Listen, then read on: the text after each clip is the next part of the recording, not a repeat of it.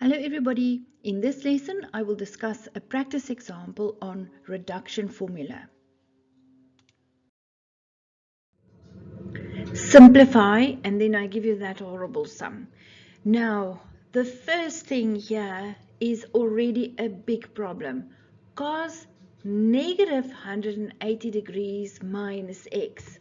Now I'm going to deal with this one here on the right hand side separately.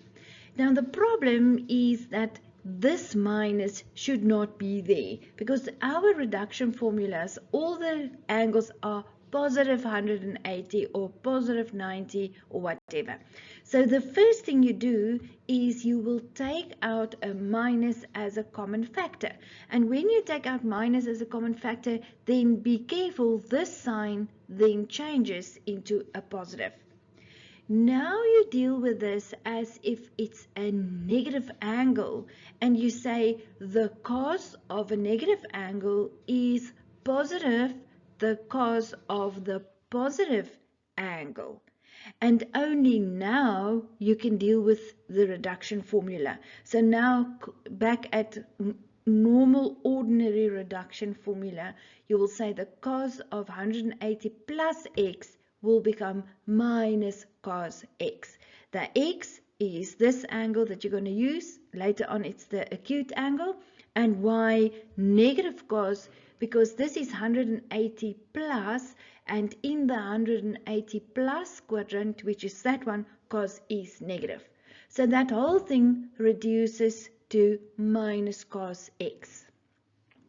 Then times tan 360 minus x reduces to minus tan x. Why minus? Because this is the 360 minus quadrant and tan is negative there. The next one, cos squared 90 minus x. Be careful, this one 90 minus is a co-function. So then the cos will change into the sin squared x. Remember, there is a square there, so you also have to square that one. Everything over. Sin 180 minus x reduces to sin x. Why positive?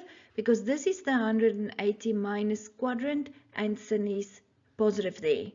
And then the last one, sin of the negative x angle. We say sin of a negative angle is negative the sin of the positive angle. Right, now I'm going to deal with the signs, and I said a negative times a negative is a positive, divide by a negative is a negative. So I got those out of the way. The next thing I'm going to do is cos x writes with, and then I find a tan x. And remember, tan a is equal to sin a over cos a. That's your quotient identity. So I will substitute in tan's place sin x over cos x times the sin squared x, everything over, and then at the bottom, can you see there's a sin x times a sin x, so you can write it as sin squared x. Now I can start to cancel, and cos x and cos x can cancel, sin squared x and sin squared x can cancel, and I'm left with minus sin x. In the next video, I will discuss a practice example on reduction formula and special angles. Click on the video in the left-hand corner to take you straight to the next lesson.